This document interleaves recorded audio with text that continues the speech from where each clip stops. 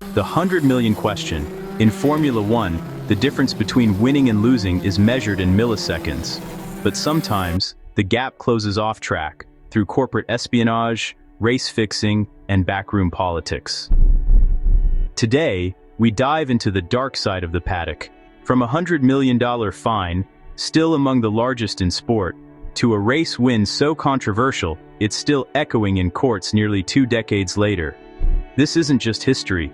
These scandals shaped F1's multi-billion-dollar business, and explain why 2026 has become a technical referendum that could push Max Verstappen to walk away. The Spygate explosion. In 2007, headlines exploded. Allegations claimed McLaren possessed Ferrari's confidential technical data. The core evidence, a 780-page dossier, allegedly provided by Ferrari's Nigel Stepney to McLaren's chief designer, Mike Coughlin.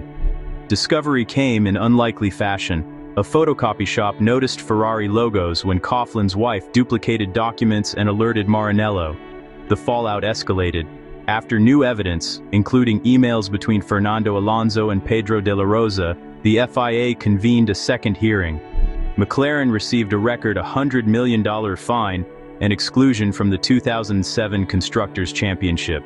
Drivers Lewis Hamilton and Fernando Alonso kept their points after cooperating. In Italy, related legal proceedings led to settlements by McLaren personnel reportedly between $150,000 and $180,000. Crashgate, the ultimate betrayal. 1 year later, 2008 Singapore. Nelson Piquet Jr. deliberately crashed at turn 17, according to his later statement, triggering a safety car that advantaged teammate Fernando Alonso, who had pitted early. Alonso won. Renault initially praised a brilliant tactical drive. The truth surfaced in 2009 after Piquet Jr. was dropped and spoke to the FIA. Flavio Briatore received an initial indefinite ban, Pat Simons a 5-year ban, and Renault a suspended 2-year disqualification. Sponsors ING and Mutua Madrileña exited. The legacy continued. In 2023, Felipe Massa explored legal avenues arguing the fixed race results should have been cancelled. The business of F1, the Concord Agreement. To contain political warfare, F1 relies on the secretive Concord Agreement between the FIA, teams and Formula One Group, governing revenue sharing and rules. The first was signed in 1981 after the FISA-FOCA conflict, binding teams to race. Today F1 operates like a franchise. New entrants face an anti-dilution fee reported around $450 million shared among the 10 teams, protecting valuations that now average roughly $2.3 billion per team. Historical bonuses like Ferrari's reward long-term commitment. 200 tons of precision, F1 logistics. Each race week, the traveling circus moves roughly 200 metric tons across 5 continents. A 3-tier system keeps it flowing. Sea freight moves non-essential heavy hospitality and rotating sets that leapfrog events.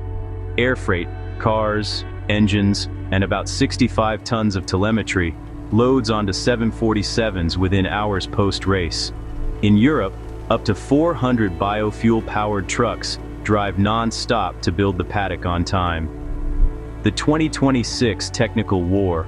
New regulations ignited a political battle over power unit dominance. The paddock buzzes about a rumored Mercedes compression ratio trick, measuring a legal 16.1 cold, allegedly expanding near 18.1 at temperature, potentially worth 20-30 horsepower. It remains speculation, but rivals are watching. Ferrari's strategic gamble, sacrificing 2025 gains to front-load 2026 development for an early lead. Reports suggest a smaller turbo for sharper throttle response, vital at starts now that the MGU-H is gone, letting Ferrari launch well even if Mercedes holds top-end speed.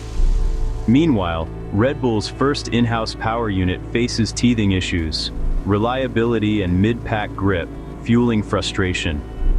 Max Verstappen has criticized the direction, likening energy management racing to Mario Kart. With rumors of an escape clause linked to championship standing, the paddock wonders, jump to Mercedes or step away for other series?